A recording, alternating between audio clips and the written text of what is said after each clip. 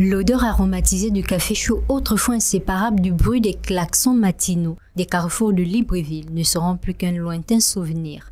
Pour cause, depuis le communiqué publié le 4 juillet dernier, la vente ambulante de café est désormais officiellement interdite sur l'ensemble du territoire.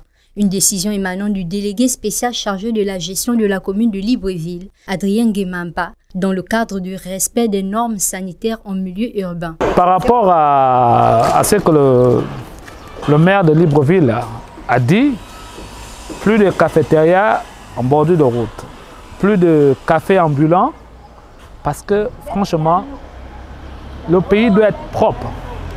On doit faire les choses proprement. Vous finissez de vendre votre café, le gobelet est jeté de l'autre côté, la tisane est jetée de l'autre côté, ce n'est pas bon. Tu vois, ça gaspille l'image du Gabon. Avec notre équipe de tournage, nous avons sillonné les artères de la capitale gabonaise et ses environs. Constat fait, la mesure est bel et bien appliquée.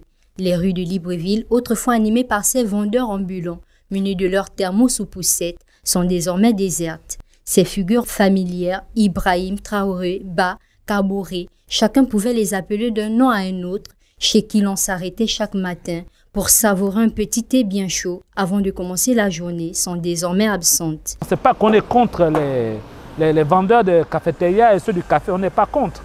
Tout ce que nous demandons, c'est qu'il y a une propreté.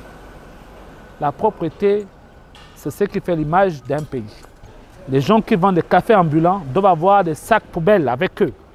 Sacs poubelles. Dès qu'ils finissent de vendre le café, la personne consomme sur place, il met ça dans le sac poubelle. Maintenant, les torts sont aussi partagés parce qu'il y a des gens qui prennent le café emporté. Quand ils le prennent emporté, là, c'est pour aller jeter ça sur la route. Alors, donc, moi je dis au maire de Libreville, il faudrait mettre une brigade pour ça, contre l'insalubrité.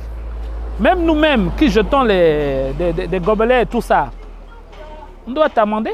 S'il est vrai que cette mesure suscite déjà d'émotions auprès des usagers, notamment la nostalgie, celle-ci répond avant tout à un impératif de salubrité publique.